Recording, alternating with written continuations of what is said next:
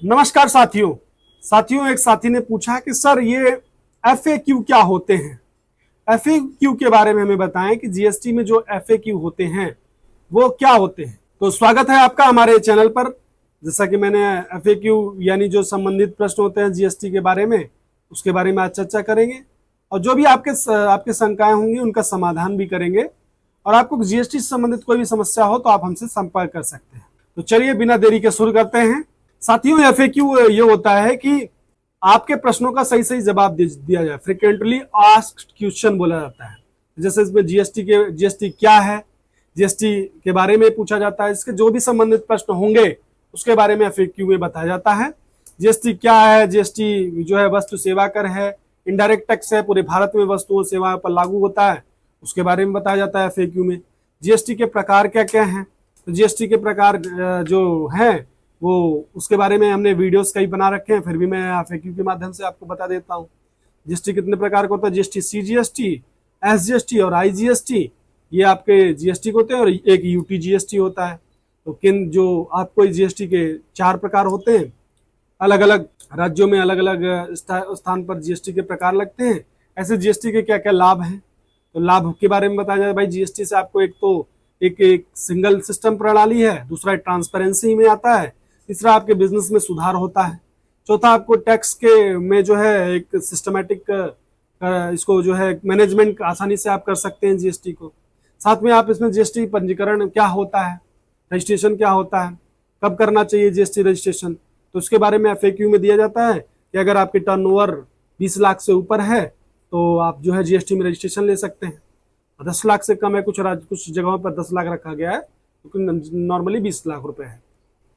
और सारी जानकारी हो सकती है, जैसे E-कॉमर्स ऑपरेटर हैं आप, या आप एक्सपोर्टर हैं, इंपोर्टर हैं, उसके बारे में। ये इसके बाद FAQ में पूछा जाता है कि भाई जीएसटी रिटर्न फाइलिंग कैसे करेंगे आप, उसके बारे में बताया। वहाँ पर FAQ में आपको जानकारी मिल जाएगी। जीएसटी पोर्टल पे आप जाइए, लॉगिन कीजिए और वहाँ पर जीएसटी नंबर, पासवर्ड का आप यूज करके फॉर्म वगैरह GSTR1, GSTR3 ये सब भर सकते हैं आप। जो भी संबंधित डॉक्यूमेंट है वो आप अपलोड कर सकते हैं। तो ये जीएसटी के रिटर्न्स के बारे में आप FAQ में जान सकते हैं। इसके साथ ही अब जीएसटी रिटर्न में जो है लेट पेनल्टी क्या होती है उसके बारे में आप जान सकते हैं कि भाई जीएसटी लेट पेनल्टी में 50 रुपये पर डे के हिसाब से आपकी लेट पेनल्टी लगती है। तो वो भी आपको FAQ के मामले में पता चल जाएगा। और उसमें कब इंटरेस्ट लगता है, 3BR GSTR3B क्या होता है, उसकी रिटर्न कब फाइल होती है, इंटरेस्ट रेट क्या होता है जीएसटी का। इंटरेस्ट रेट मैंने बताया 80% होता है पर साल के हिसाब से। ऐसे ही जीएसटी में ये भी पूछा जाता है भाई इनपुट टैक्स क्रेडिट क्या होता है। इनपुट टैक्स क्रेडिट बारे में मैंने बताया कि आपको जो है इनपुट टैक्स क्रेडिट होता है जो व्यापारियों में उनके द्वारा खरीदी गई वस्तुओं पर या सर्विसेज पर चुकाए गए जीएसटी के रूप में मिलता है। या क्रेडिट आउटपुट टैक्स देनदारी से सेट ऑफ किया जा सकता है, इनपुट टैक्स क्रेडिट हो गया। ऐसे ही आप जीएसटी कंप्लायंस के बारे में सीख सकते हैं, जान सकते हैं FAQ के माध्यम से। जीएसटी के तहत कौन कौन से रिपोर्ट्स फाइल करनी होती हैं, ये आप जीएसटी FAQ में आप सीख सकते हैं।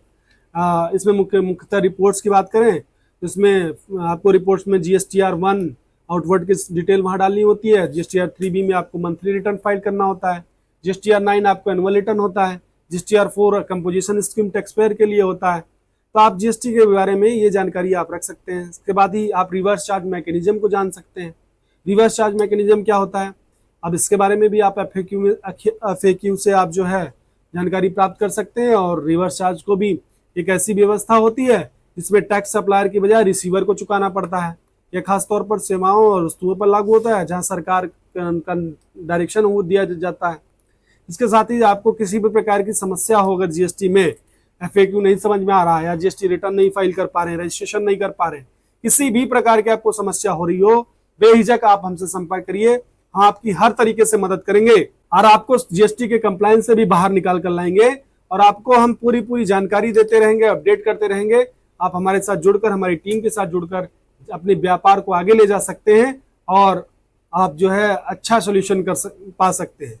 तो दोस्तों, यह थी जीएसटी के बारे में जानकारी कि अगर आपको FAQ ना समझ में आए तो उसके बारे में क्या करना चाहिए और कैसे कैसे FAQ को पढ़ा जाता है। तो मुझे उम्मीद है ये जानकारी आपको अच्छी लगी होगी। अगर आपको वीडियो पसंद आया है तो इसे लाइक करिए, शेयर करिए और चैनल को सब्सक्राइब कर लीजिए ताकि हमारे आने वाले सभी वीडियो को नोटिफिकेशन आपको मिलते रहें। बहुत बहुत धन्यवाद। जय हिंद, जय भारत।